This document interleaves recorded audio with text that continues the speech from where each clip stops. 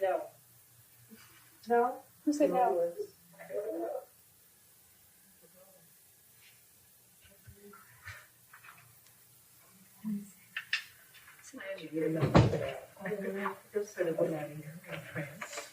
Betty, Yeah. he's trying to outclass you. They're purple. Go over and look at it. I was looking at it when you came in. Your nice. What is it? A hawk. Oh. I was going to say a Thunderbird maybe, but it's. Well, it could be. Yeah. Yeah, that's very nice.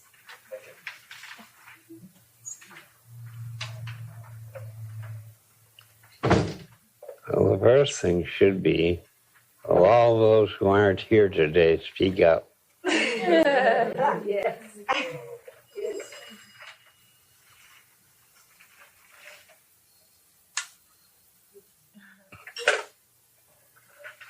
Dr. Erickson, would you be willing to explain some of the things you've been doing the last couple of days?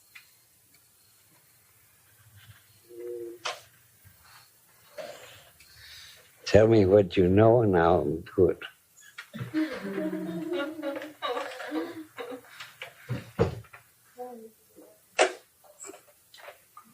It's not, well, something isn't plugged in over there. That's right, mine.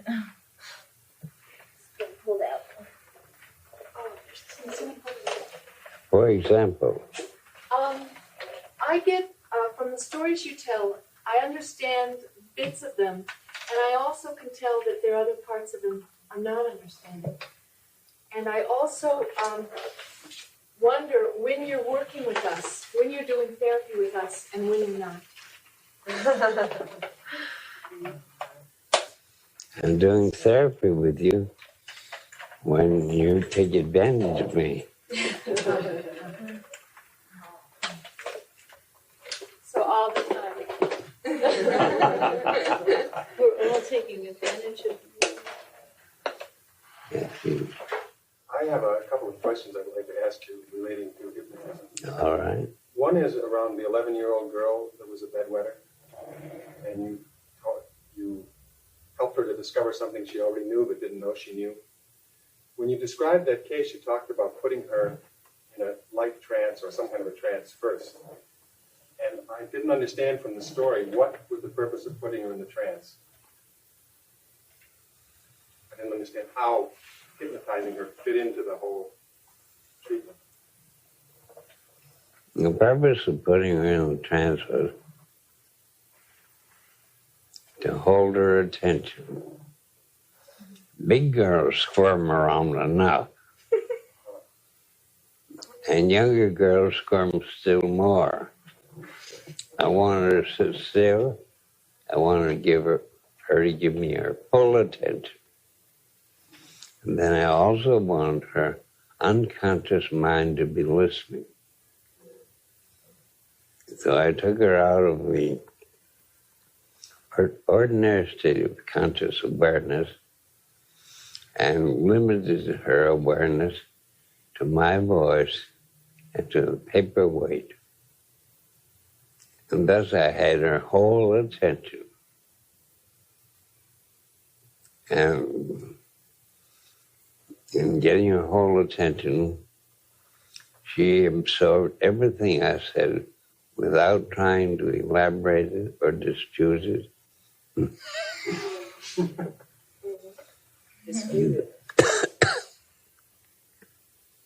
At the same time, I use here to show you that in the trance state, you can dispute.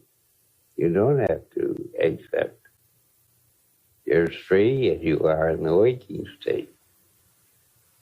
When you're doing therapy, the dentist can tell you, hold your head still while he pulls a tooth. And you're not likely to do that. I was freer in the trance state. Hmm? I was freer, more free in the trance state than in the waking state. Yes, you had fewer restrictions because we learn a lot of restrictions.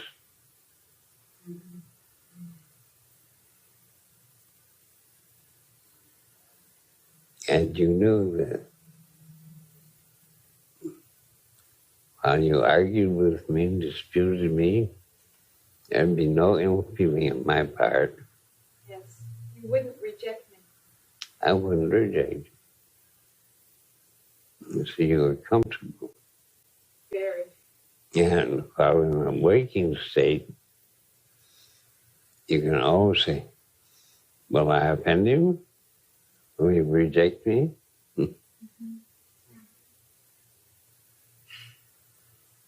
And today, what I think I'll do is to give you a purely psychological problem. A purely psychological and a very important problem.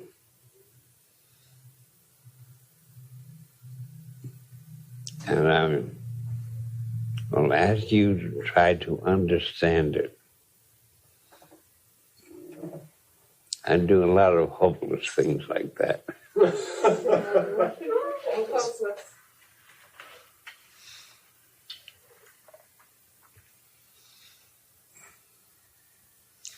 As a bookkeeper in a Michigan hospital, Thank you, Frank. a bookkeeper in a Michigan hospital, young man, I liked him very much. He was about 15 pounds underweight, and he belonged to the Greek Orthodox Church. He fell in love with a Greek Orthodox Church member,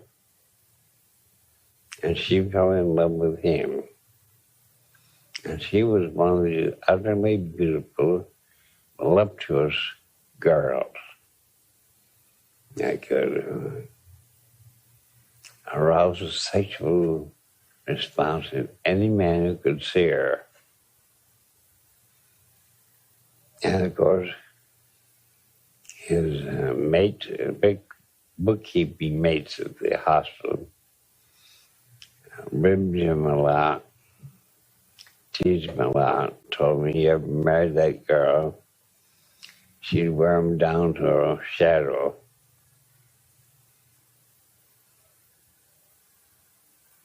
And they were married in the Greek Orthodox Church. The girl was, father had died when she was very, very small,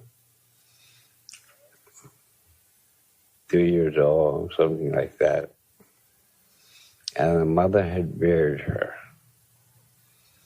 And the mother was a very devout church member.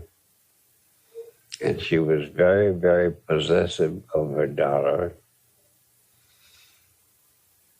And she taught her daughter to distrust men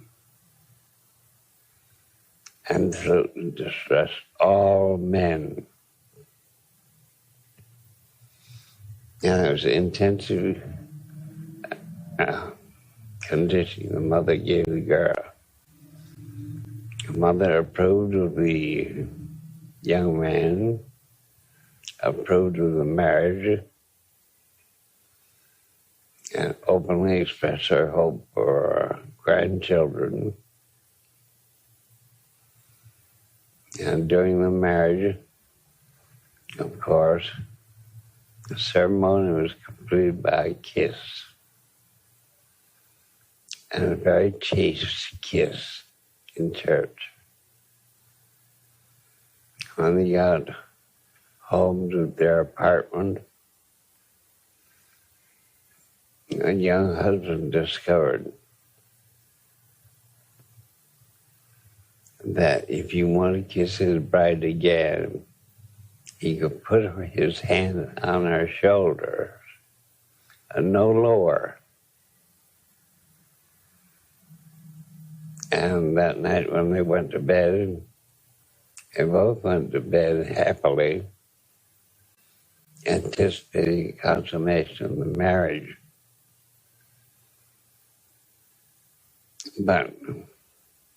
She got in on her side, and he got in on his side. And when he started to move over to her side of the bed,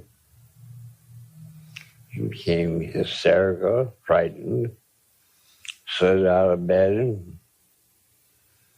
and cried and trembled. I was absolutely in utter fear. And that went on night after night. She knew that was wrong.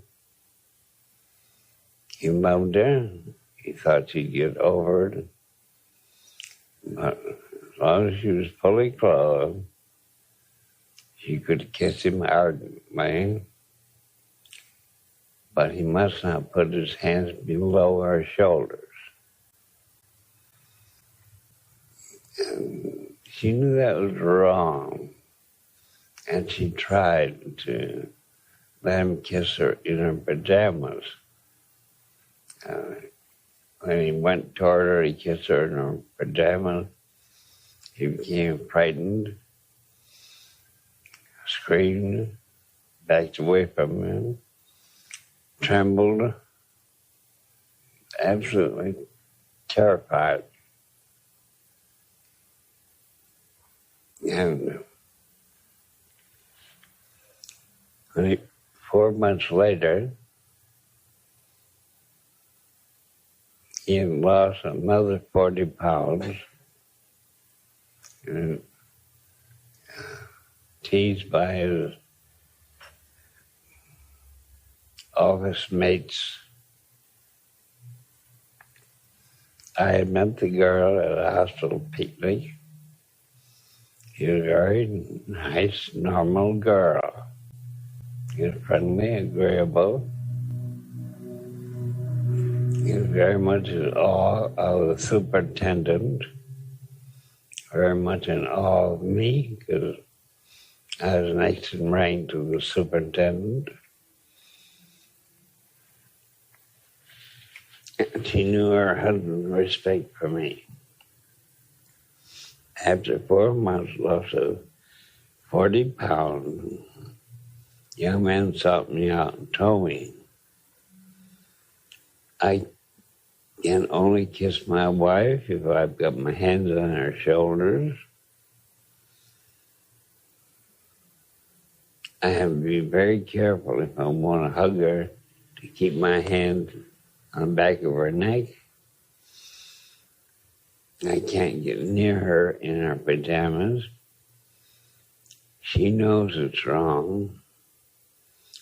She will sleep in the nude with me, but she won't let me touch her.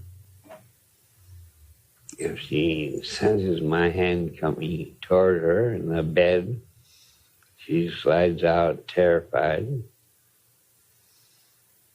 We talked it over fully dressed at the table, and she says she can't help what she's doing, and I believe her.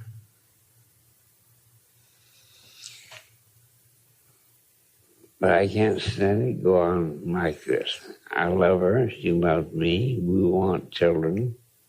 You know how impossible it would be if we don't have intercourse.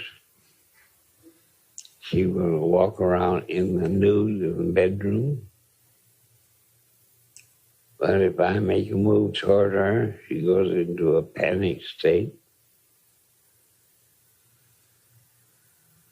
I've discussed with her having psychotherapy, and she's very eager for it. And she's told me that you are the only man that she will talk to.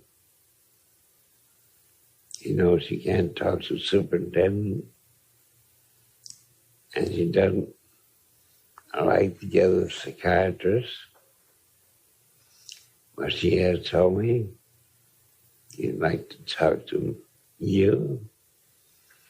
Her mother is worried, awfully frightened, because her mother wanted grandchildren right away. I agreed to take the case. How would you handle that case?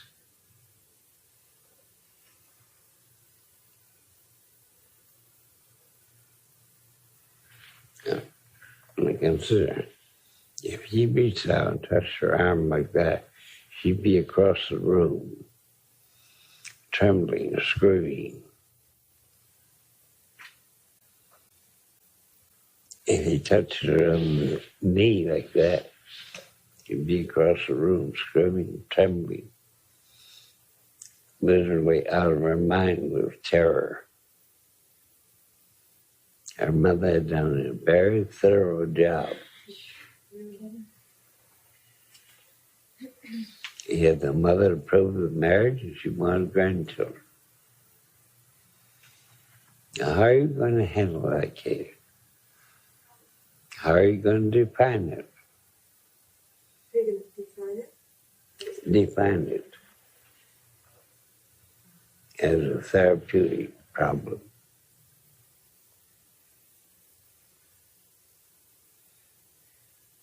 Dissociate her in some way. Okay. Dissociate her so that she could get through the experience without having to experience the fear. A girl that frightened.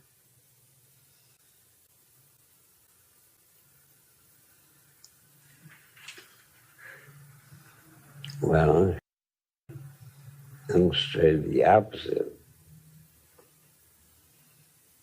Now, under no circumstances would said you can awaken me by kissing me in the waking state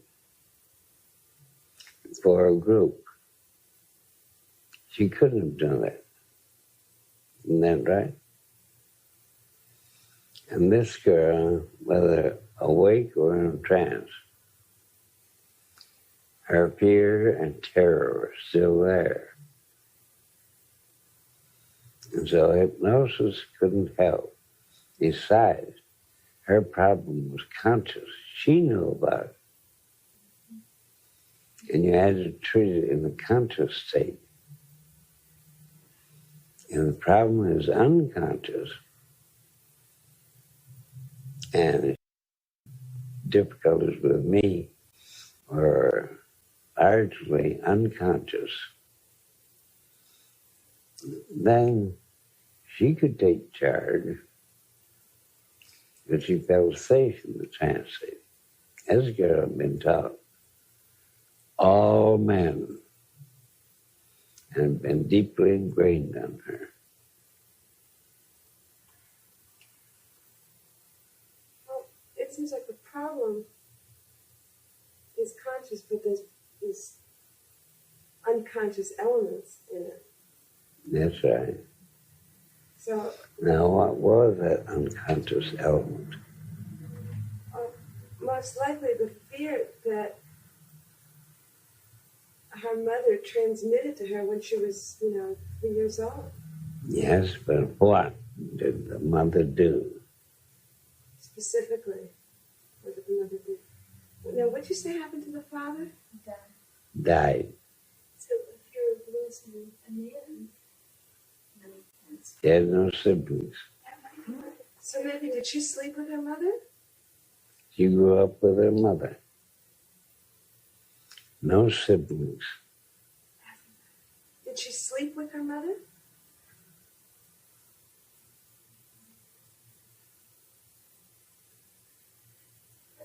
In all other regards, her mother was a nice woman. Afraid her mother transmitted to her, if you get too close to a man, Had transmitted to her an all-inclusive fear of men of being abandoned if you get too close. and being dangerous. Oh, her husband died. Not just falling in love and getting married could not dispute all her childhood, girlhood, young womanhood teachings. No, it wouldn't.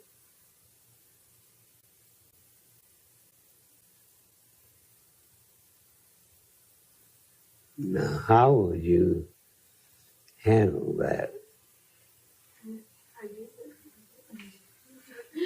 You would accept your fear.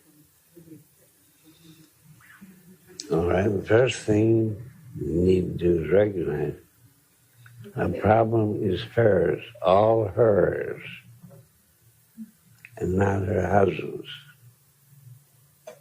That's what you.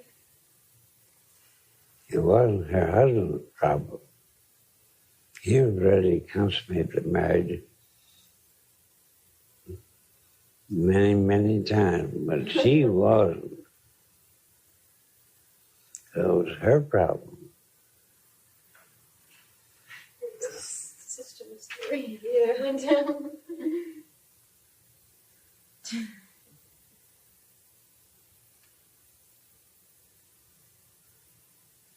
So how are you going to handle the I problem? think you'd have to do some kind of age regression and get her back to. You'd have to do some kind of age regression and get her back to that age when she learned those fears, so that she could unlearn them. There's a lot of truth in it. When you live in a beach city like Detroit, to avoid strange men. There's a lot of truth. Mm-hmm. You're not To a sep- strange man. To do some reality testing on how to separate out who to be fearful of and who not to be fearful of. That's right. Her mother hadn't done that. Mm-hmm. She hadn't been discriminating enough.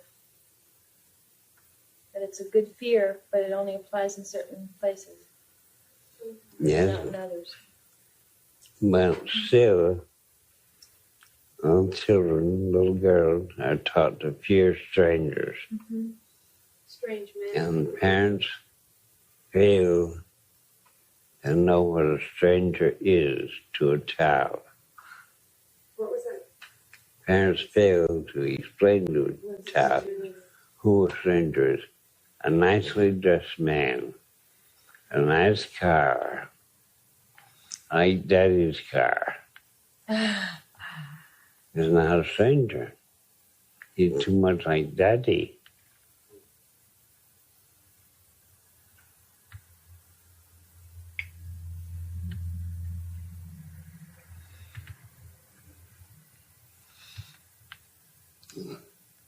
Also, discrimination that should be taught. My wife, Betty Ellis, and 3 years old Roxana and 18 months old Christina are with them in Detroit. And Betty Ellis and their mother wanted to go shopping at Hudson's department store. I told the little girls, you play in the sandbox. Don't leave the sandbox. Stay there and play there. Don't leave it.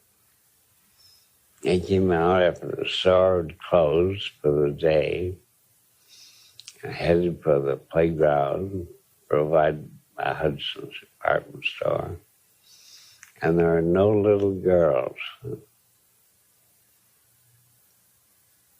And neither Betty Ellis nor her mother could understand why Roxanne and Christina had disobeyed. No little girls in the sandbox. Betty Ellis said, you go this way and I'll go that way, looking for the girls. Just then, a very red-faced policeman came around the corner, a little girl on each hand. And Roxanne explained, we had to go to the bathroom, so we asked the policeman.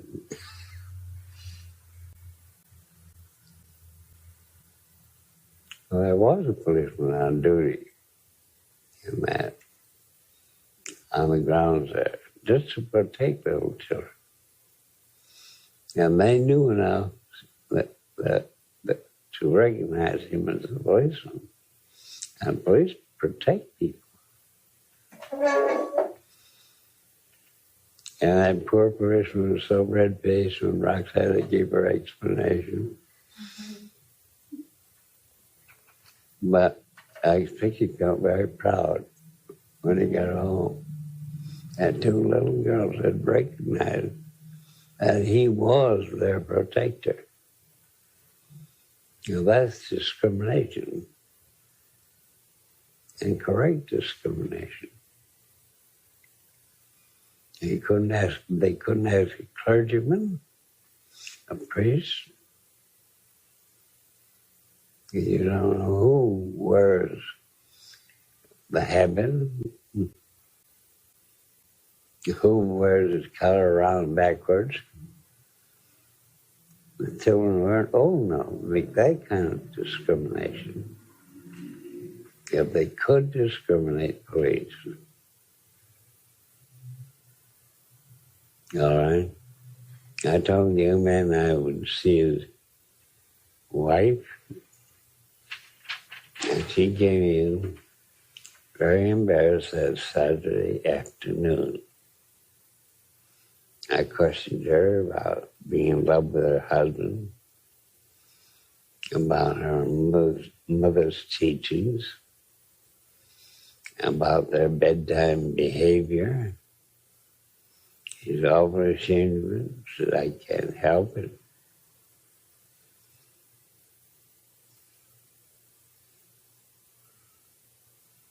And she explained to me she wanted to have the marriage consummated, and she wanted to get pregnant. It's very important to her mother to have grandchildren. She lost her husband and couldn't have more children, and she did want grandchildren. And I agreed with the girl, her mother was entitled to grandchildren. Now, she was seeing me because of all the doctors at the hospital, I was the one that she had selected as being safe. And she was very free and explaining the difficulty. And her story was corroborated by the story that her husband had told me. So how could I get the girl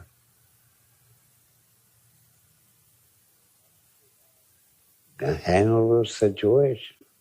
Well, since it was her mother that gave her the indiscriminate teaching, could you talk to the mother and get the mother to re-instruct her daughter with the proper kind of discrimination?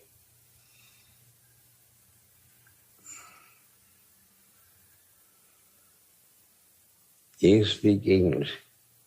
You speak French. Slightly. You speak Japanese. Not at all. If you married a Japanese girl, could your mother tell you how to do love talk to a Japanese girl? My mother? Hmm? No. She was Japanese? No. No. Then how can your mother tell you how to do She couldn't understand How that could kind she of adult teach her talk. Love talk to anybody when she didn't know better herself. Her mother had given her one kind of instruction, a language of fear. And that's a language she could understand. I've given you a tip. She needed to learn the language of love. Hmm? She needed to learn the language of love. Yes. And how could I teach her that? Well, the most likely person would be your husband to teach her that. And he'd be at 4 months. That's true. Something already was going on between you and her. She'd already said that he is the only man. That's that? Something already was going on with her in regard to you. You were the only man that she trusted. And you were already beginning to teach her that. I mean, that was already, the seed was already there between you and her. All right. I'll tell you what I did. I said, today's Saturday. Today is Saturday. Today's Saturday. And you recognize that consummation of marriage is important. And you could consummate the marriage tonight, but I prefer Friday. You could consummate the marriage tomorrow, Sunday night. And I would prefer Friday. You might on Monday night, but I would prefer Friday. You might on Tuesday night, but I would prefer Friday. You might on Wednesday, I would prefer Friday. You might on Thursday night, but I would prefer Friday. I've named all the days of all the years yet to come. And Friday was my night.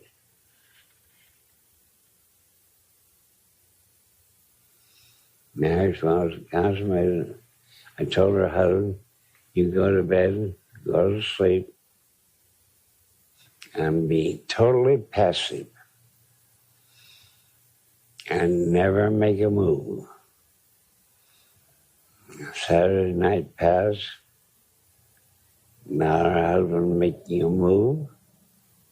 Her making a move. Saturday night gone.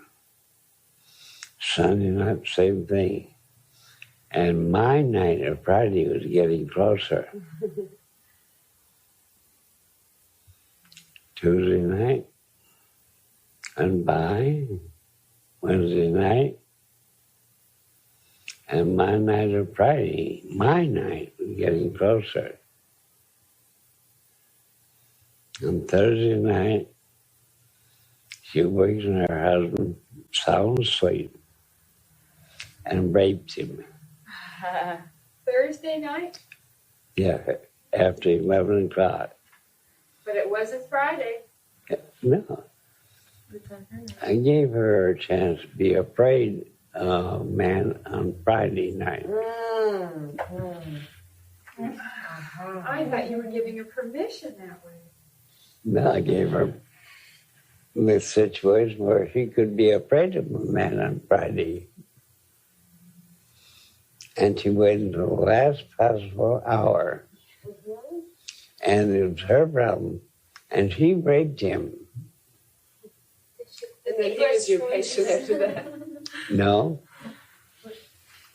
And that surprised him, but he functioned adequately.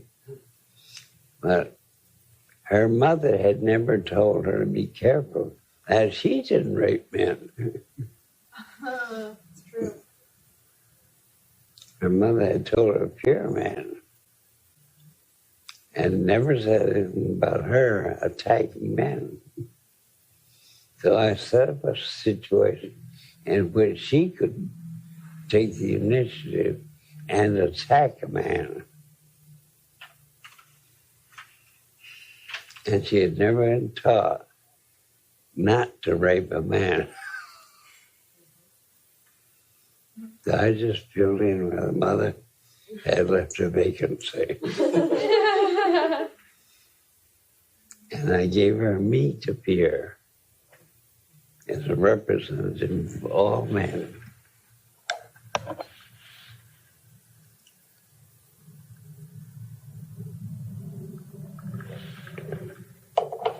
And the young husband told me about it on Friday morning. Said, after she raped me and tried to go to sleep, and we decided to have intercourse. We had it before breakfast too, and we're going to have it tonight. The entire barrier had been broken. And I told you, it's her problem. And she had to solve it. What about her trust in men? I mean, that barrier was broken, but what about her trusted me. Trusting men. And she didn't know I was teaching her to fear me. All I said was I would prefer that she and her husband consummate the marriage on Friday night, my night. Mm. That brought me into a three-sided sexual relationship. But do you think, I mean, that broke the sexual barrier, but what effect do you think that had on her ability to trust men, ultimately? Or does it make But any she difference? trusted her husband. She loved him. It was just in the sexual area that she had these prohibitions. But he said she was normal in other ways. Her fear of all men, including her husband. She respected me because of my position of trust in the hospital, a 4,000-bed hospital, medical school, Michigan State University, Wayne State University graduate school. She had 3 professorships.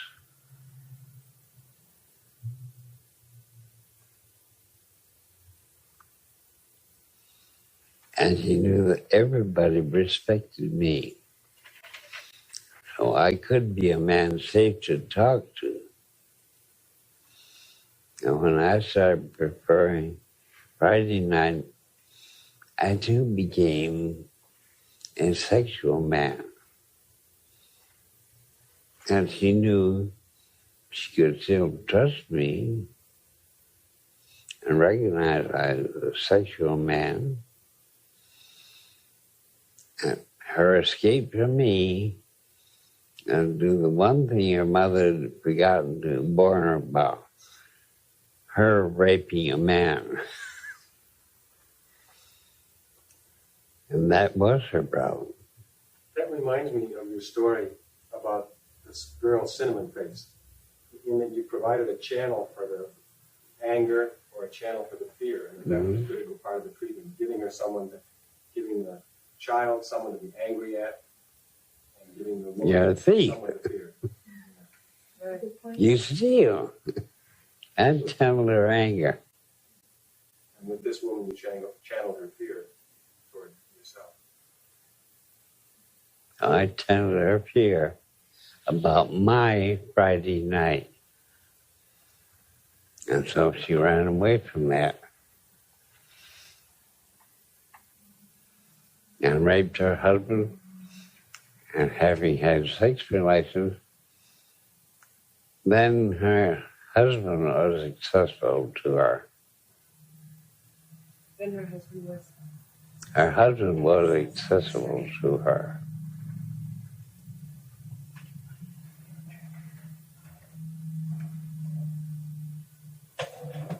It's very like a little baby gets a hold of a sharp butcher knife and gripping it by the blade. How are you going to take that sharp butcher knife away from the baby?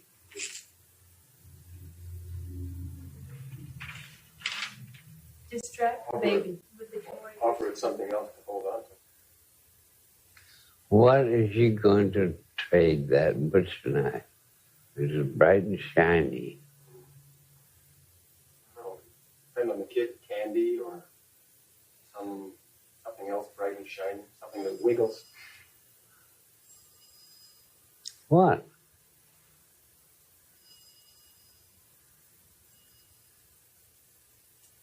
Everybody else sat on the floor, a sharp butcher knife in her hand. And she didn't bright enough to recognize Mother always put such things out of her reach. She finally got a hold of one. She wasn't going to let Mother take it away from her. So I said, that's pretty. Up in the bedroom, got a hand mirror. So near a window. Have a mirror so it would reflect the sun against the ceiling. I wiggled it, and bright spot went all around everywhere. And she took the mirror away from me. And I had the butcher knife. You see, you should deal with children at their level. Try to tell a little baby like that. Many else you couldn't tell anything to. Now the steam was first turned on in the hospital where we lived. Because we lived in a hospital building. I took her into the steam register and pointed to it and said, baby, hurt baby, make baby cry. Don't touch. Baby get burned. Yeah, I was giving your orders. So he grabbed a hold of it and found it let loose. I took her out in the other room, touched her hand. I took her into another bedroom, went to another register, and heard baby, make baby cry, bite baby, burn baby. He slapped it with the other hand. Oh no. So I dressed that hand, and then I took her into another room and pointed, bite baby, hurt baby, make baby cry. And this time, the exploring finger moved slowly. She felt the heat, drew her away. Mm-hmm. I had a collection of cactus. I picked out cactus with the least dangerous thorns. I took Betty out and said, mustn't touch. Bite baby, hurt baby, baby cry. She took good grip. So I pulled the stickers out and touched her hand. And I showed her another cactus. I said, bite baby, hurt baby, baby cry. So she slapped it. I touched her hand again. And then I showed her another cactus. An exploring finger. And when she felt the thorn, her curiosity was satisfied.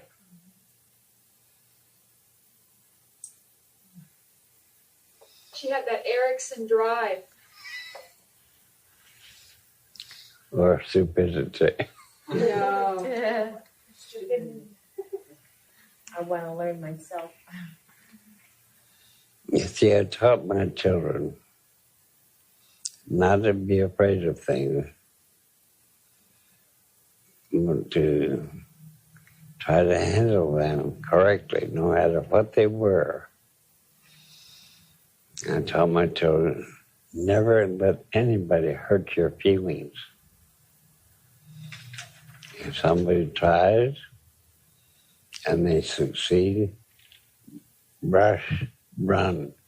Don't walk to the nearest garbage can and dump your hurt feelings.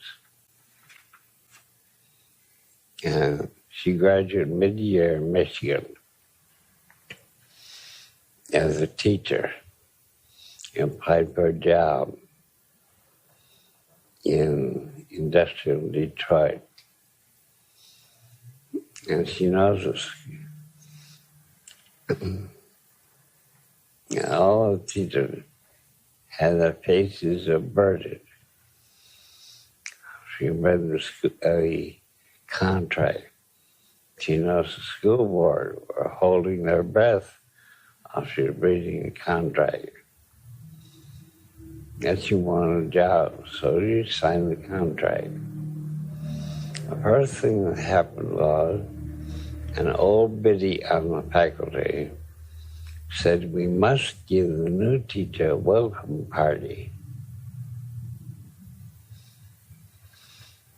And when that old biddy made that announcement, all the other teachers looked at the floor. They had hangdog looks on their faces, and nobody else looked at Betty Ellis.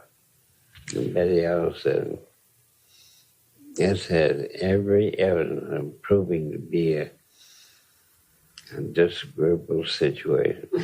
And it's a party I don't want to miss." So she arranged to be the last one to arrive. She rang the doorbell.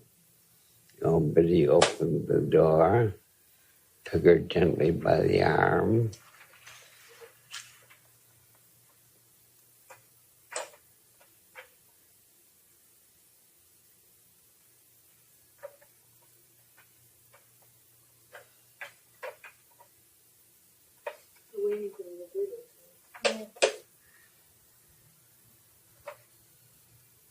Led her out the middle of the room. Danielle didn't know what was coming. All the teachers were looking at the floor, the wall. The old Betty said, "Miss Erickson, in all my years of teaching, I have never before encountered anybody so ignorant, so stupid, so ill-fitted, so incompetent, so unprepared to teach." My goodness.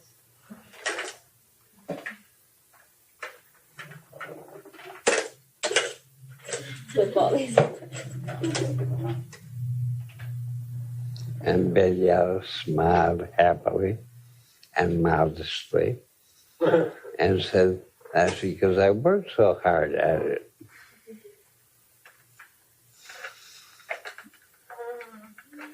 That's because I worked so hard at it.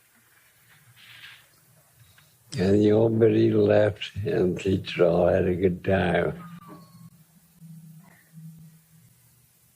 And high school teachers told one of my sons, "That was the most idiotic, utterly stupid performance, worst I've ever seen."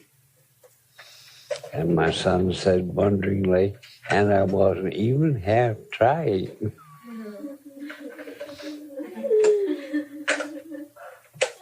You don't take insults. You leave them with the insulter.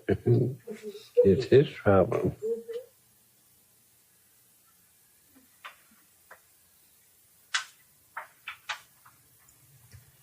And in therapy, your patient will come to you with hurt feelings.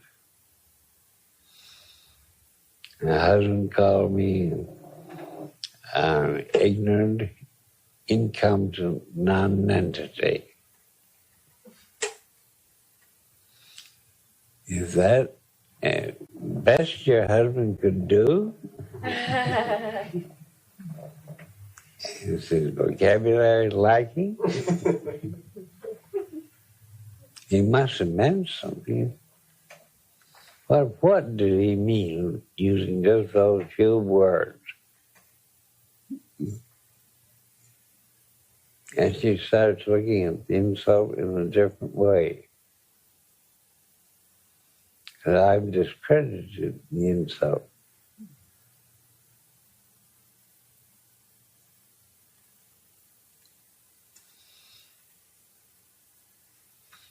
Always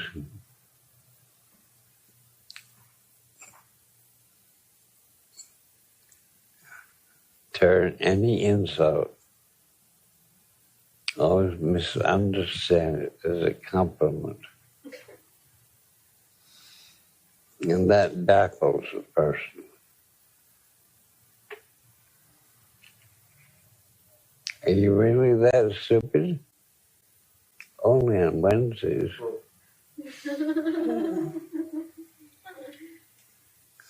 Yeah.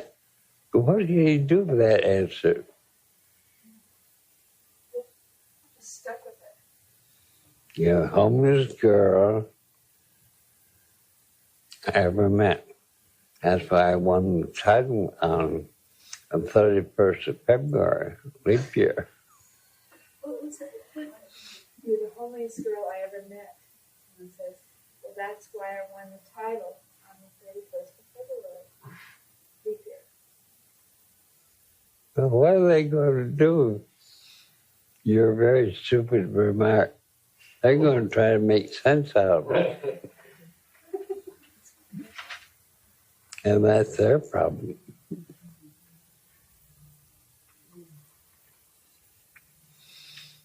I know Mrs. Erickson fell down the basement steps. And Betty Alice was in the basement. About 9 years old. And as her mother was picking herself up, Betty Alice said, "Why did you do that, Mother?" And Betty's reaction was one of rage and then total amusement. It helped soothe her bruises.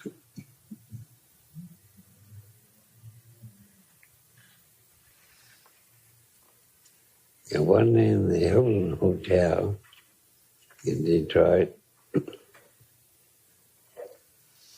I liked him there. Betty was with me, Betty Alice, and Betty Alice's roommate. And I got on the elevator alone afterwards. The operator complimented me on my two very beautiful daughters. Mm-hmm. And later that day, in the evening, we got on, same elevator. Kelly, Betty Alice, Betty, and I, and a very drunk doctor got on. He propositioned Mrs. Erickson quite plainly. And she misunderstood him be inquiring about the obscure English philosopher Penelon, named Penelon. So she told, "Oh, you mean Penelon, that obscure English philosopher?" And the drunk looked at her. How should we get a broad B? We asked her much more plainly. At that time, she misunderstood him inquiring about Descartes, the French mathematician.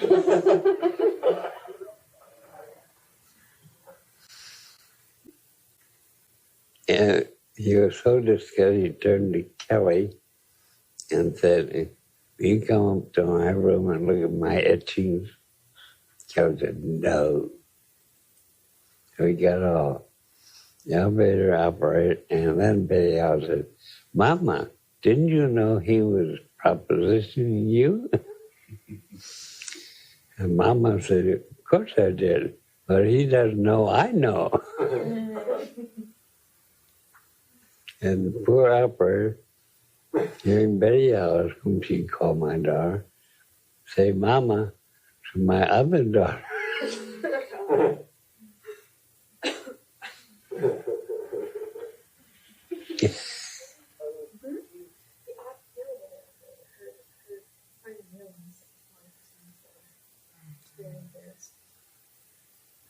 So in therapy, when your patient says something, is tangential for your therapy, is understand it, give a new interpretation, and make that tangential remark totally useless. And patients will try to quarrel with a therapist or try to lead the therapist to look in the wrong direction. And you can use your own stupidity to keep right on the right track.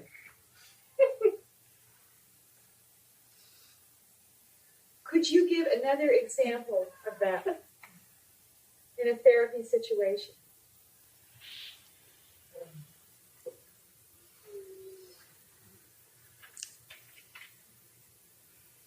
The alcoholic was telling all about his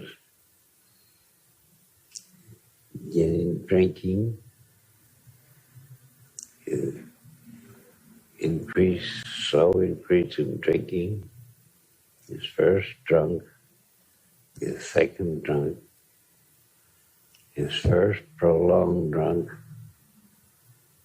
and then he made some idiotic accusation against his mother, trying to distract you from his sure being drunk and lead you astray on defending his mother. I would say, did she have one or two legs? Perfect.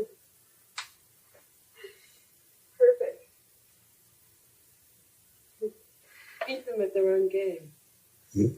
You beat them at their own game. I beat them though, yeah. That usually gets a laugh, and we go right back to the drunkenness. Actually, you let the patient guide the interview. It's your task to guide it.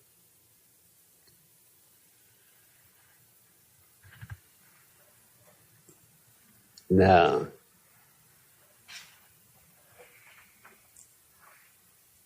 I told you a man in a group that came here to get instruction about terminal disease in children,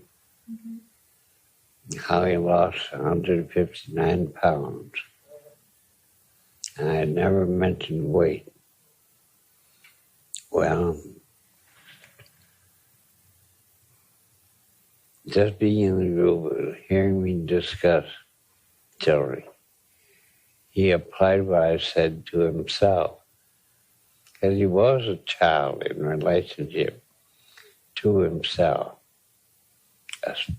a spoiled and selfish child. Now,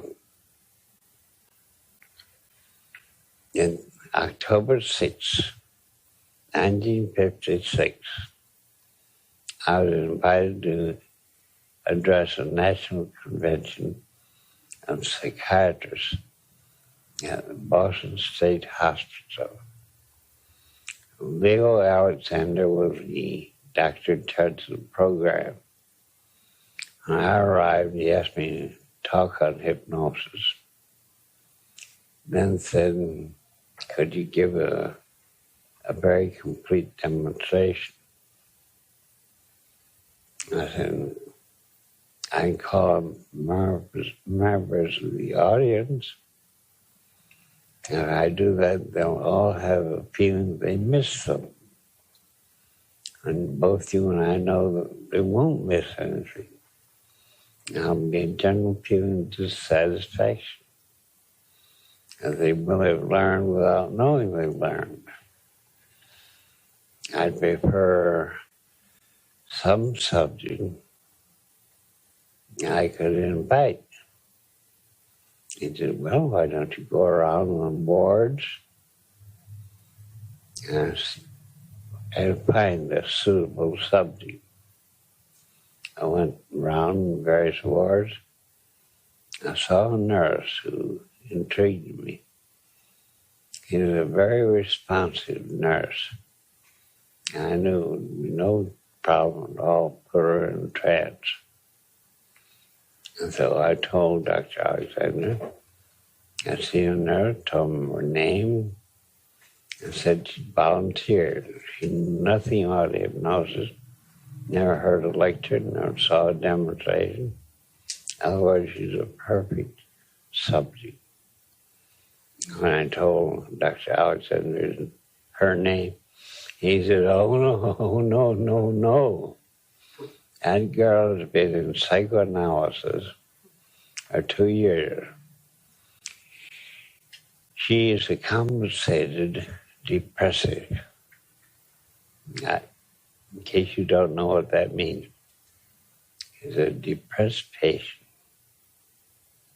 who is compensated for depression and just absorbing herself in her work and doing very well with the absolutely rigid intention of bringing it to a sharp halt. And everybody in the hospital knew that nurse was going to resign from the hospital on October 20th. And she was going to commit suicide. That she had already given away all of her jewelry and a lot of her clothes, keeping just enough to last until October 20th. And this is October the 6th. He said, that girl's going to commit suicide. We all know it. We're all prepared for it. And nobody can talk a girl out of it. And we're all alarmed. She does her work perfectly. She won't hear anything about her plans. And she's dead set on it. I said, well, I promised the girl. The girl promised me. If I refuse to use her, I can be the final rejection of her.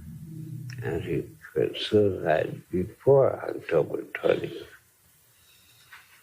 So I don't see any way out of the trap I've got myself into except to use her. And the entire staff, all our friends argued with me, but I couldn't see any way out of it except by using her. So I gave my lecture. I called on a few of the audience to demonstrate hand levitation or anesthesia or some minor thing. And then I called Anne. I told Anne where to sit in the auditorium. I called her and stand up. She stood up and I said, now Anne, walk up to the stage and come all the way to me. And don't walk too fast. Don't walk too slowly. And with each step, go a little way into the trance so that when you get all the way up to me, you'll be in a deep trance. And that's your walk with a measured step all the way up. When she arrives on the stage, he makes me. Her eyes are open, and she was in a very deep, deep trance. And I said, where are you? She said, here. I said, where is here? He said, with you. Is there anybody else around? No. Where are you? Here with you. I was out there, nothing. There, nothing. And total negative hallucination for all our surroundings. I demonstrated catalepsy in her. She was already demonstrating negative hallucinations. And then I said, you know, Anne, there's such a thing as time distortion in hypnosis. Would you like to know what time distortion is? she's interested. And I said, a minute can seem like an hour, or hours can seem like just a few minutes. In a span time, you can contract time. You know, when you drop a medicine in the eye of a child, the child, he waits and waits and waits and waits and waits until just a second or two. But to the child, he was waiting. And you would have friends come and visit you hadn't seen for a long time, and stay all afternoon. And at 6 o'clock, you all say, what happened to the day? The whole day has disappeared so rapidly. You expand time, you contract time. So I gave her a few lessons in time distortion.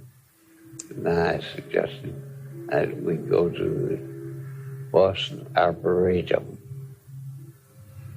She promptly hallucinated us in the Boston Arboretum.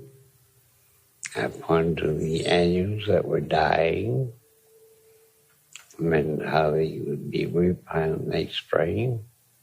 Perennials, they were dying too, and they would come to life again next spring, all by themselves. I pointed to the leaves that were changing color. It's October. And New England is a very nice place to see the changing color of leaves. And I pointed out various shrubs, bushes, vines, and trees. Discussed the flowering and development of seed and fruit, and how many plants distribute their seeds in various ways.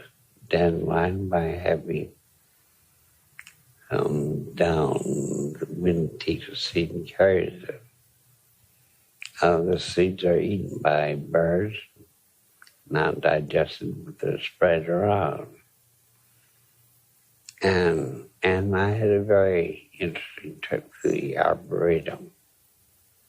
You went in rather rapid time because I had Anne enlarging mentally on everything I said. I didn't have to say very much. And the audience could hear me talking about the Arboretum. And then I suggested we go to the Boston Zoo. I told her it was a baby kangaroo. She'd never seen one.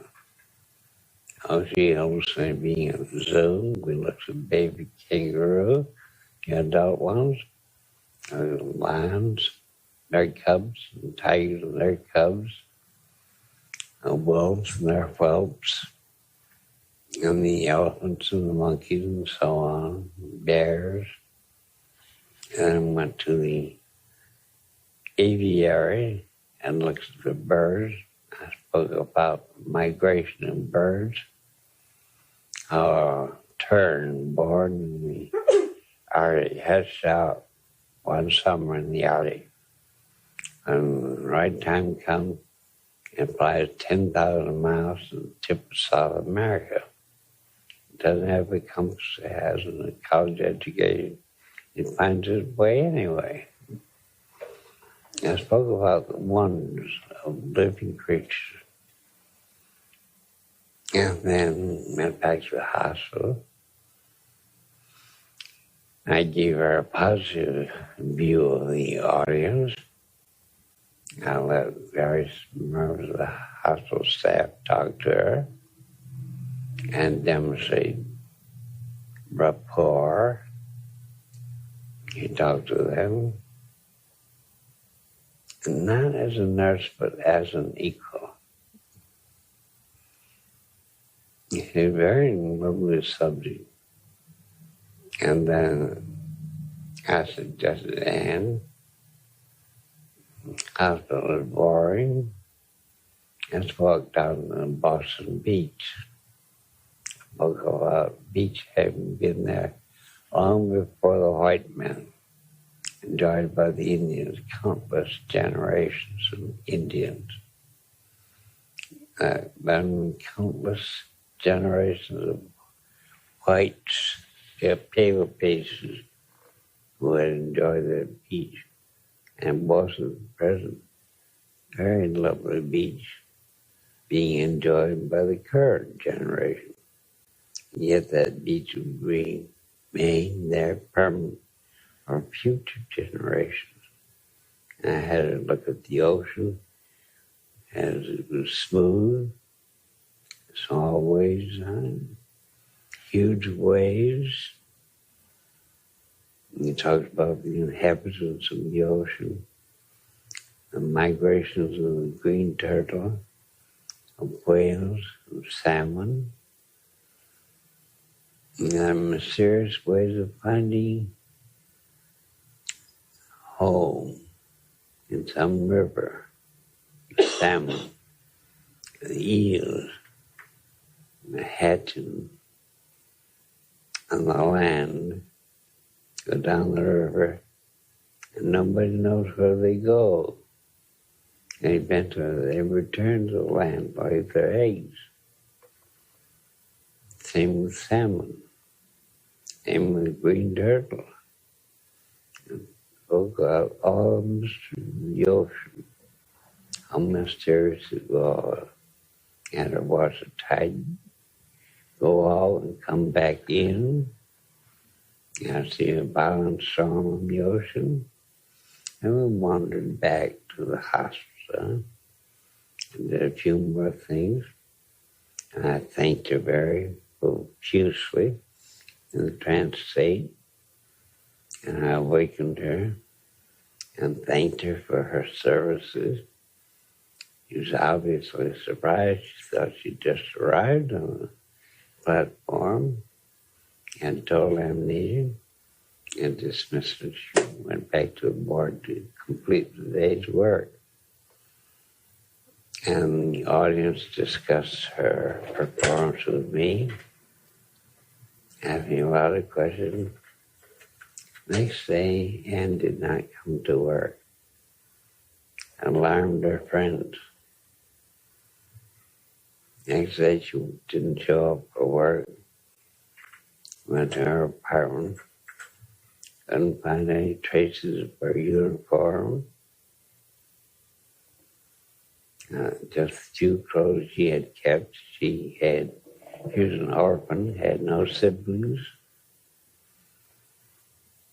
The police were called in to missing person. The police could find no trace of her body. A year later, when I lectured in Boston, Dr. Alexander and I were very unpopular. Nothing had been heard from Anne. 5 years later, everybody had forgotten Anne, except Dr. Alexander and me. Still no traces. 10 years later, no traces. 15 years later, no traces. And 16 years later, on an afternoon, I got a long-distance call from Florida. A woman's voice said, "You probably will not remember me.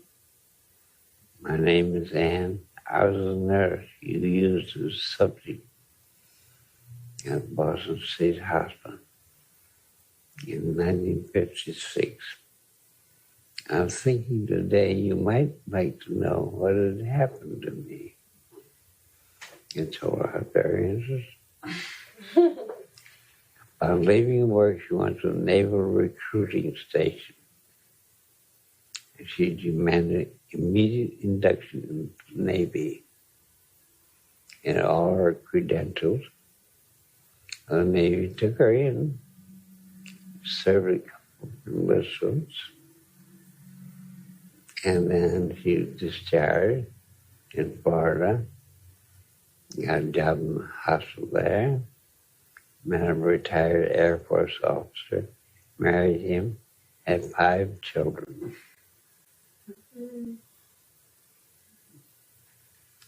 And I was doing therapy the whole time, and nobody knew it. I was discussing life, various forms of life, beauty of life.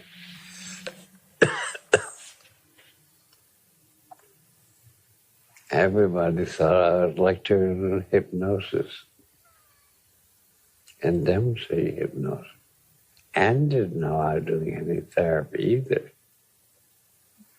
Just being a good subject. I knew what I was doing, nobody else did.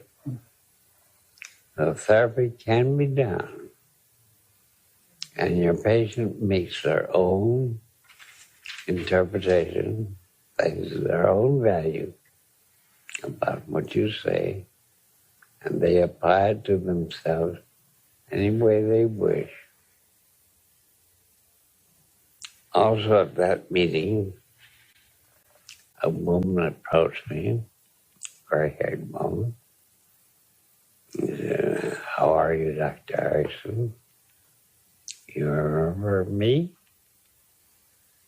I said, "Your question implies I should. I really don't remember you." He said, "I'm grandmother now." I said, "There are grandmothers every day, have been for a long time." She laughed and said, "Oh, I'll give you another clue. You wrote a paper about me." I said, "I've written a lot of papers and forgotten what I put in." And she said, "Oh, I'll give you one more clue. John is still practicing internal medicine." I said, "Hello, Florence. I'm glad to see you again." When I first went to Worcester State Hospital on research service, I was first psychiatrist on the research service, just building it up then. I was very, very busy. I learned working on the general mental hospital staff was a resident in psychiatry, a beautiful young girl, very brilliant, very good looking. And the entire staff was worried about her. Her residency was going to end at the end of June. And in January, he had developed a very bad neurosis. And she had sought help because he was having stomach problems, colitis, insomnia, losing weight. He was afraid of everything. Could only feel comfortable working on the ward with patients. And she worked from early in the morning till late at night. And she tried to talk to various staff members. He didn't know what was wrong, didn't know what had caused it, but she knew she was awfully neurotic and fearful and worried and afraid, terrified. And the staff was very concerned about her. She had been a very brilliant, very competent resident. Now he was breaking down into a basket case. I was too busy on the research service doing anything about it.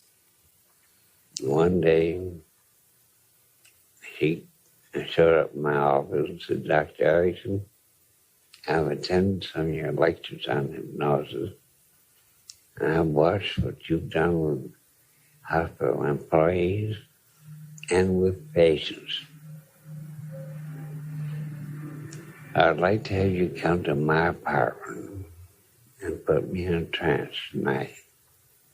I have a problem.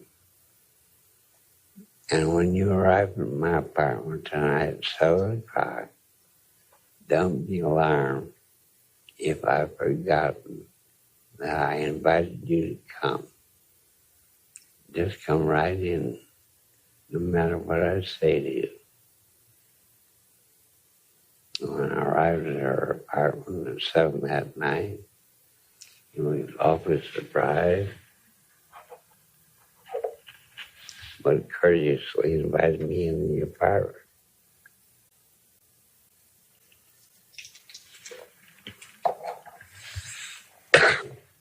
I sat down, and then a social chatter about it being my first string in New England. I didn't know anything about New England. I'd come from Wisconsin, Colorado, and I'd seen the Atlantic Ocean for the first time. She gradually went into a hypnotic trance. As soon as she's in a very deep trance, she said, "Dr. Erickson, I had you come here to put me in a trance. I've got a problem. I don't dare to face it. But I have to face it. I don't know what the problem is. I want you to keep me in a trance.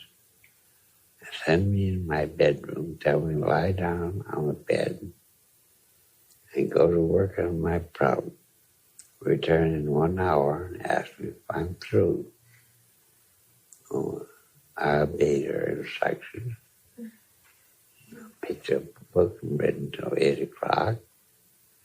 I then asked her if she was through. She said, "Not yet. It'll be at least another hour."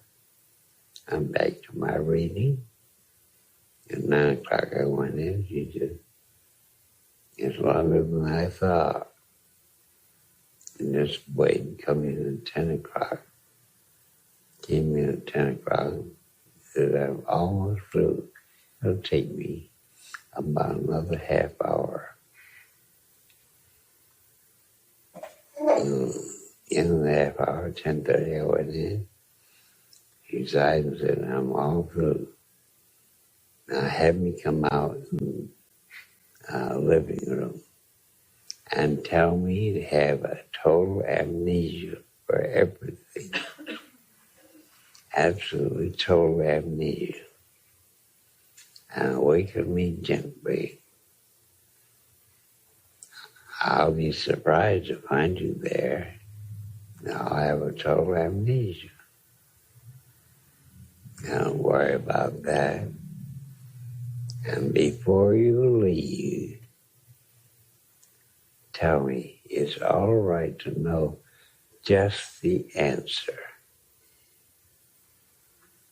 And I sat her in the chair she had been in.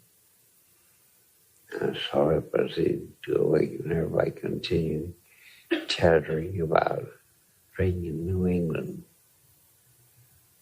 She awakened, obviously bored by what I had to say about New England. All of a sudden, she happened to see the clock. I read 11 o'clock. And Dr. Erickson, it's 11 o'clock, and what are you doing in my apartment this hour? Will you please leave? I said, "Certainly." Opened the door, stepped out. I said, "It's all right to know just the answer." And she blushed and said, "A thought came to me. I'm not prepared to face. So will you leave? Leave now. Hurry up. Get out." So I got out. I didn't see her the rest of that month of June. her residency in June 30th. I didn't know where she went. I was too busy on research service by now. July passed, August passed, and then the last week of September, he came rushing into my office. He said, Dr. Erickson, I've got something I should tell you, and you don't know what it is. I'll have to go into detail. Last June, well, this morning I was lying in bed. I'm working at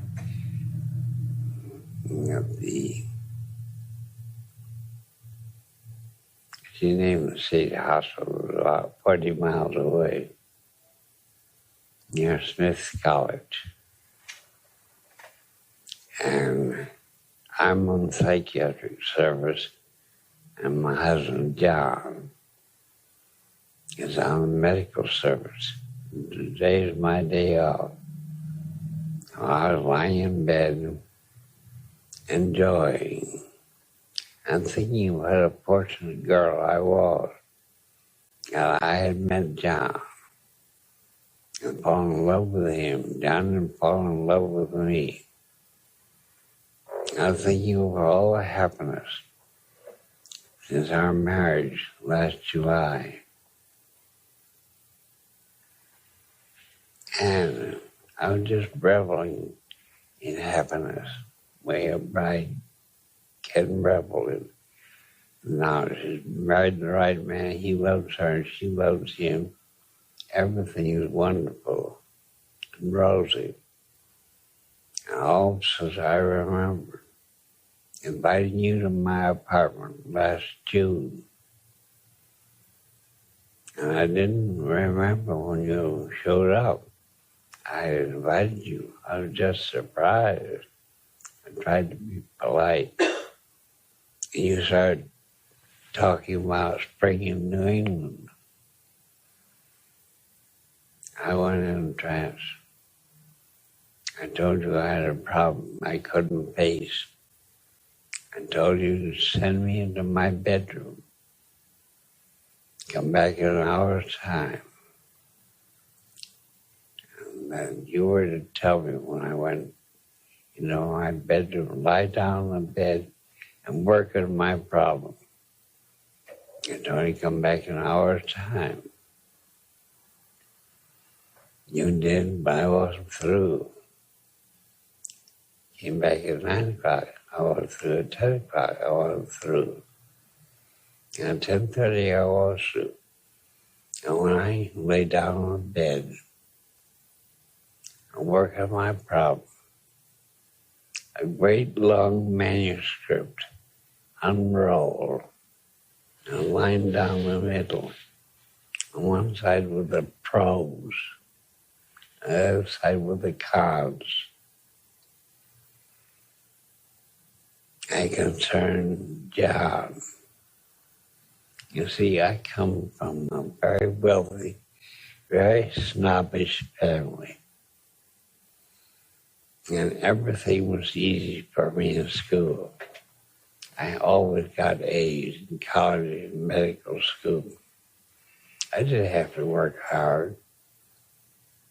My family was wealthy. I had all the advantages of wealth and social position, and traveled abroad, been to New York for concerts, symphonies, a theater.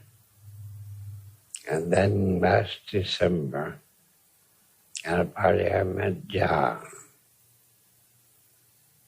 John was a young physician, interested in internal medicine. I liked him as soon as I met him. And he returned a liking. I soon found out that John came from a very poor home on the other side of the tracks. And his parents were uneducated. John had to work his way through high school. He wasn't brilliant, got B's and C's. Now he was ambitious. He worked his way through college and worked his way through medical school. He was interested, very greatly interested in internal medicine. And I knew that I was much brighter than John. I came from a wealthy, snobbish family. I've been trained to be a snob in my childhood. And John, lesser intelligence, and had no advantages, just those of poverty. And he was a dedicated internist. And I was interested in psychiatry. I liked it a lot. But my snobbish rearing made me realize a snob could not marry a poor man, especially a man who was inferior intellectually. And so I developed a neurosis. I forgot all about John.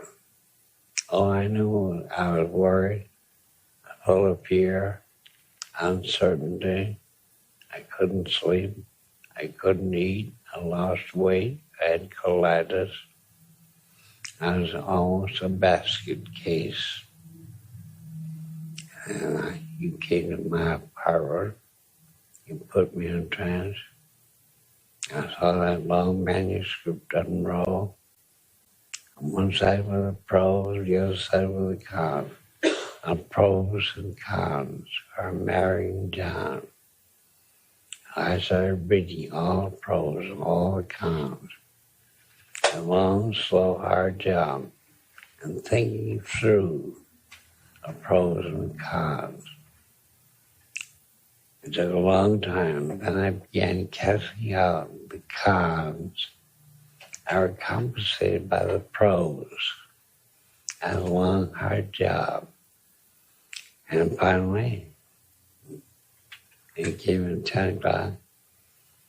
I had left. I had all cons canceled out. My pros had canceled it. I still had a long list of prose I had not read yet. So I spent that time from 10 o'clock to 10:30 reading the prose. And then I knew, despite our different background, John and I could get married. And I told you, give me a total amnesia for everything. And when you left, tell me it's all right to know the answer. When you started to leave, you stopped and said, it's all right to know just the answer. A thought came to my mind. Now I can marry John. I wasn't prepared for that. I think I was rude to you. I told you to leave. And this morning, reveling in my happiness in bed, all that memory came back to me suddenly. I dressed quickly, didn't stop for breakfast, drove as fast as I could here, Northampton. And now you know what my neurosis was and how you served to do therapy on me. Yes, I did therapy on her. And lasted, she was a grandmother until happily married. And John was still in internal medicine. And she was still in psychiatry. I'd done therapy without knowing I was doing therapy. I didn't know what the problem was. All I knew was that she was a neurotic girl. And she asked me to put her in trance. Now you can do therapy without knowing a thing about a patient. And you can do therapy without a patient knowing you're doing therapy. And you can have an amnesia for therapy. At the right time, there can be a recollection of everything important. What was that last sentence? At the right time, there can be a recollection of everything that's important.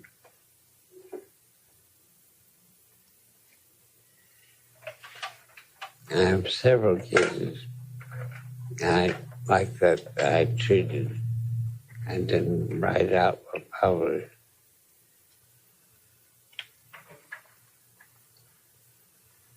Now here's a case where I did therapy.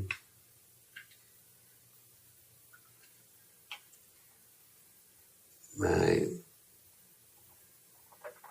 actually being offensive to the patient. I first went to Michigan. I saw one of the hospital employees. The girl was pretty from the knees down, pretty from the waist up. And she had the biggest penny I had ever seen on any girl. It was enormous. I saw her walking down the hospital corridor, and she passed something, made a vicious swing of her penny to knock that person down. So I knew she hated her great big penny. And that interested me, a girl who hated herself. I kept my eye on her. Didn't take long to find out she was a medical technician. And from my office, I could see her on her days off, standing at the gate to the grounds, greeting mothers who had small children with them. And I could see the girl ask a question, nod her head. And the girl would give the child a stick of gum or a toy or a piece of candy and ask the mother another question, mother would nod her head. I see the girl take charge of the small child. Our mother came to the hospital to visit with a sick relative. And also the girl would sometimes like, there's 30 little kids to look after her. And she always did it on her day off, through all the good weather, spring, summer, and autumn. That was her day off, babysitting a lot of strange kids, old kids. And after about a year, he developed hiccups night and day. Visiting staff with 169 men from Detroit. They all examined her. Also staff too. And everybody agreed there was nothing wrong with her physically. And everybody recommended psychiatric consultation. And the girl flatly refused. She knew who the psychiatrist was and be called in. And she didn't like the idea of having me interview her. So she held out, hiccuping, night and day for another 3 weeks. And her boss in the medical laboratory got it. Discussed and went to see her and said, "Now look here, miss. You're getting free hospital care. I'm keeping your job open for you And even though you're sick of bed, you're getting paid regularly. Your sickness isn't causing you any trouble. And all the staff recommend a psychiatric consultation. You're refusing. So I've come here to give you an ultimatum. Either you accept the psychiatric consultation or take the telephone, call your private ambulance, and get yourself admitted to a private hospital. You'll pay the ambulance, you'll pay the private hospital, you'll lose your job, and you'll lose your pay. And God agreed to have a psychiatric consultation. Our boss notified me at 2 o'clock in the afternoon. I went over to see her. I walked into her room, closed the door behind me, held my hand up this way, and said, keep silent, don't say a word until I finish speaking. You won't understand what I'm going to say to you. Now listen carefully, and I want to make it very plain. You've got the biggest, fattest behind I've ever seen on a girl. And also, you have never read the Song of Solomon in your Bible. And also, Song of Solomon. Song of Solomon. Apparently you haven't either. I have. Yeah. Yeah. The girl looked at me very puzzled. I said, just because you have a great big fat derriere, you think no man will be interested in you. Now, you read the Song of Solomon, you know a certain kind of man will be very interested in you. You think that great big pan of yours is a handicap, and it isn't. Because if you'd read the Song of Solomon, you would know that any man who wants to be the father of many children, and look at your great big fat fanny, and he would see a lovely cradle for children. So, in the Bible, you're stand beside your bed. After I leave, you read the Song of Solomon and see if that isn't the way a man who wants children will see your big fat fanny, a cradle for children. Now, don't get over your hiccups now. Wait until 10:30 or 11 o'clock tonight. Then everybody can think it was a spontaneous cure, that I had nothing to do with it. You put her hiccuping sometime after 10:30 that night. A few months later, she waited until my secretary went to lunch. She came to the office and showed me her engagement ring. He said, I thought you should be the first to see it. Sometime later, she went to my secretary, gone to lunch, and she brought in her fiancé to meet me. Then we started talking socially, and during the course of conversation, I found out his occupation. I think it was insurance.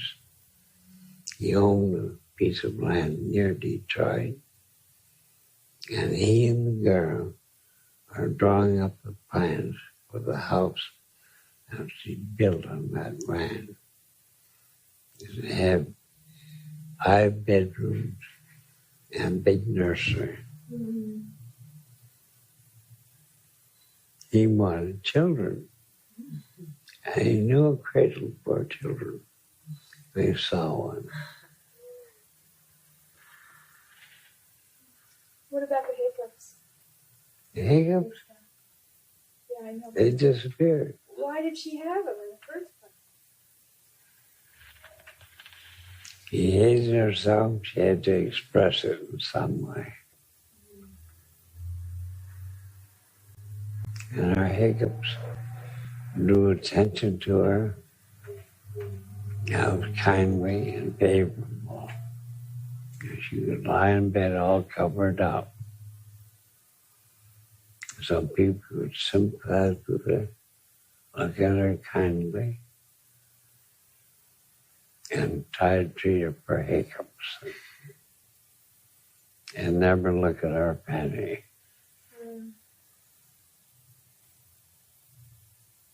Very crude to my approach. You got a great big panty.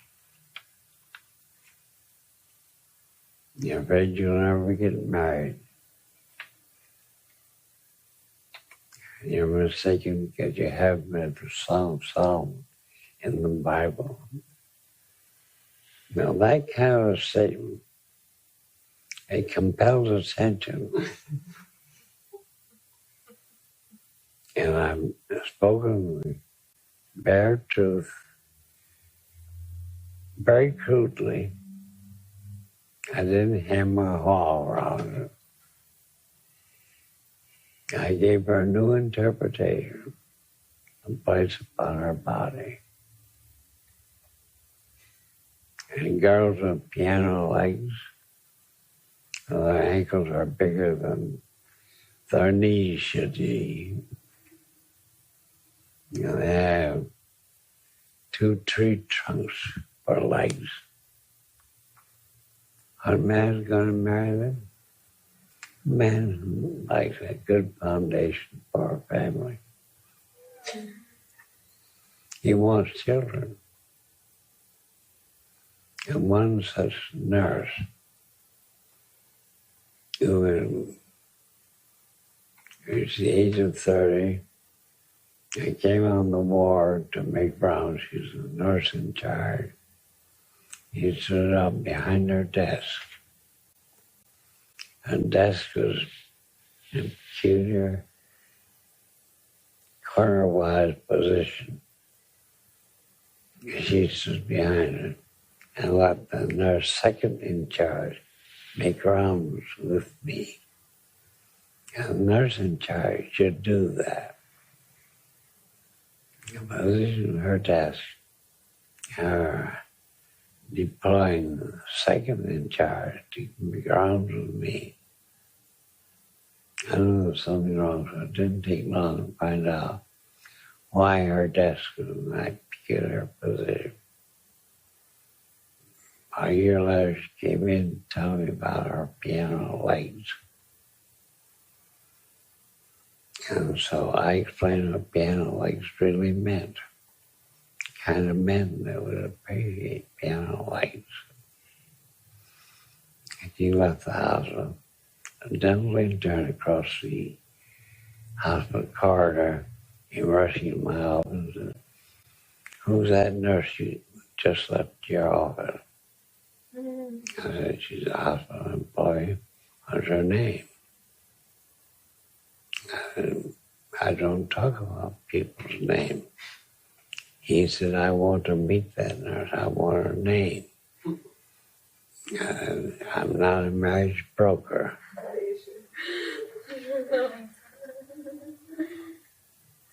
And you are dental intern, but you have worked here long enough to know that most of the employees of this hospital live in West Dearborn, or East Dearborn, or even in Detroit.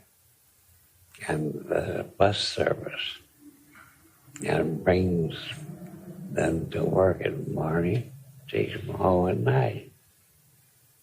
and a bus stopped just across Michigan Avenue. I rushed to the window and saw him and a nurse waiting.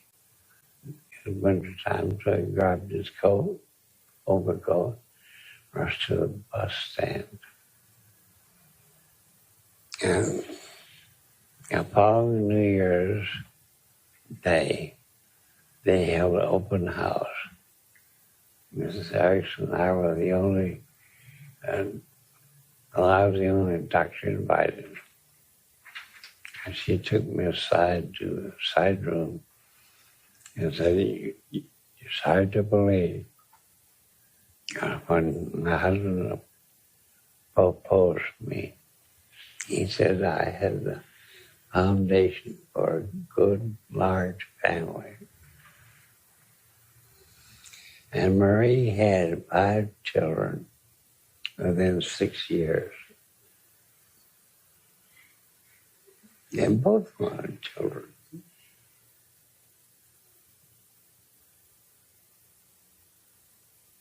Now, I had been polite and tried to teach Marie that piano legs are unlovely. I just told her the kind of a man that would admire piano legs.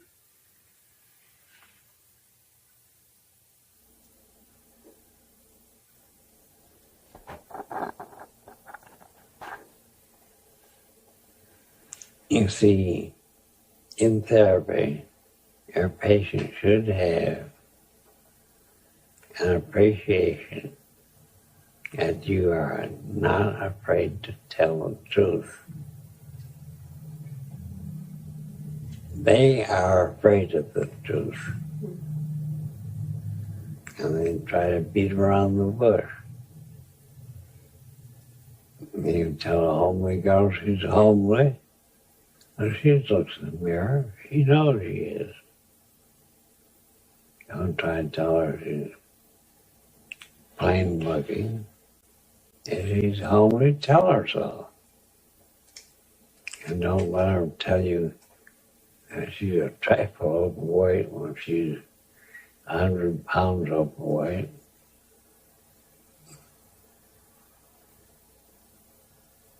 You know, I told you about the girl who had a spastic left arm, spastic left leg.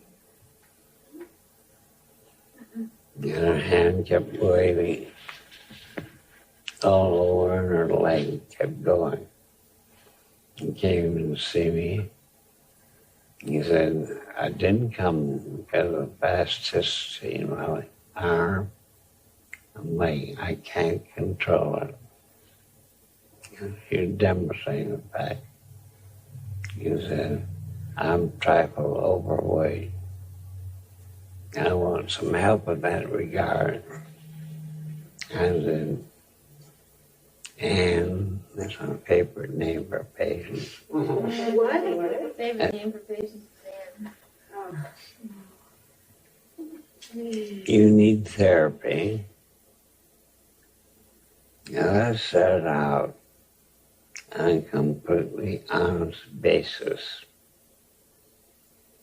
You got your spasticity in your left side, you tell me, from a smallpox inoculation when you were 7 years old. Now that's a reasonable explanation. And I do know that there can be a localized encephalitis that can cause that type of spasticity. Also told me you couldn't control that you want to see me because you were a trifle overweight. Now, let's be honest. You can control that spasticity. Just put your left hand under that great big panty of yours and sit down. You control the spasticity and cross your big fat right thigh over your left thigh And that will control us. That's just there. And then we can take up the fact that you are not a trifle overweight. You're greatly overweight. Now that discourteous, impolite way, tell the patient, I wasn't afraid of her condition. I wasn't going to pussyfoot around. I deal directly. You have to have a kind of personality that allows you to be direct. Some people have to pussyfoot and don't know how to attack directly.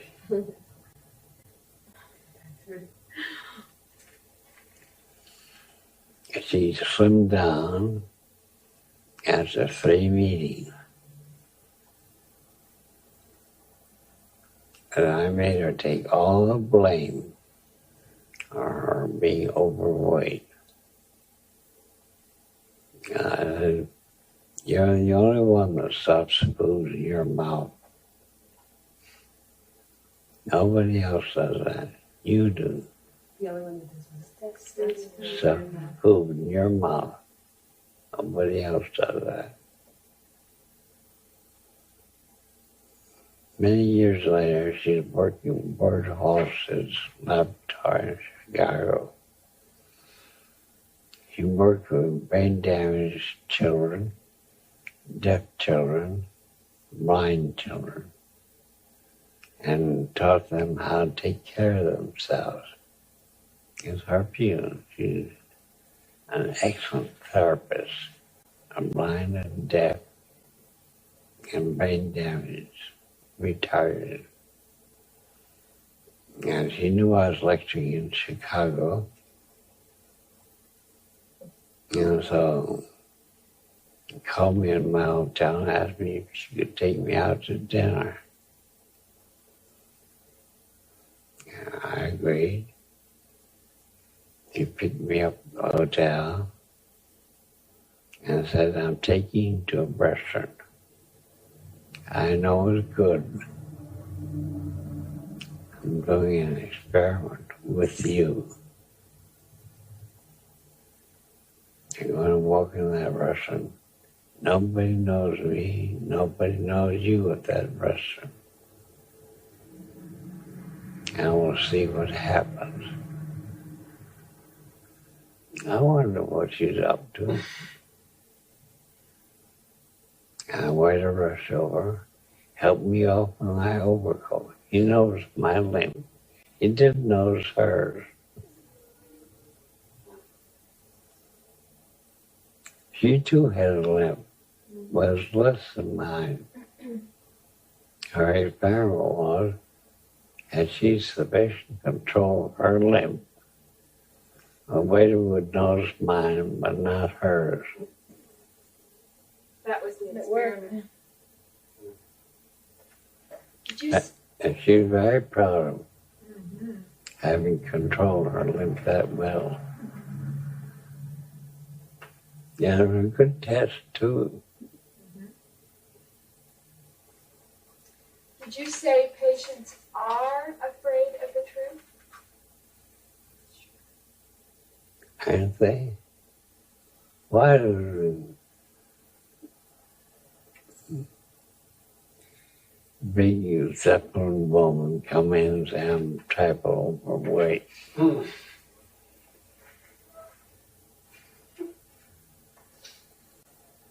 And a man with pot belly, he hadn't seen his feet for years. Say he's a trifle overweight. And why does a patient who goes on 3 months long binges, you're drunk for 3 months or 6 months at a time, say I've got a slight alcohol problem? Because they're paid to pitch the truth. Did you ever work with her on the spasticity or just on the weight? Just on the weight. I taught her she could control. And thereafter, she controlled it. And that taught her you didn't always have to wave her arms around in all directions.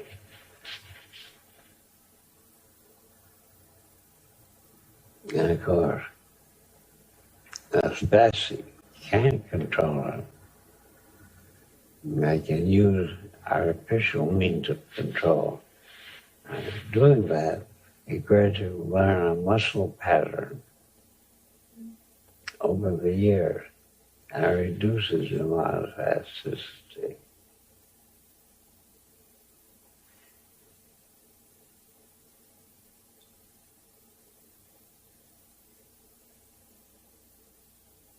And people are prone to cut down the seriousness of their problem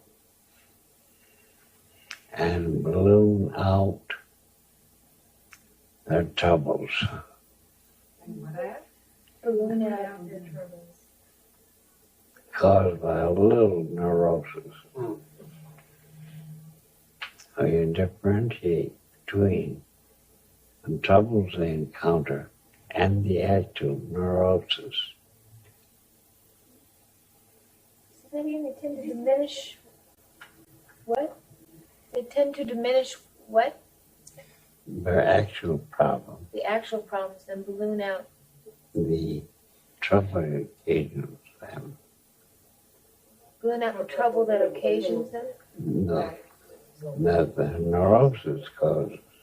Oh, balloon out the trouble the neurosis causes. Right.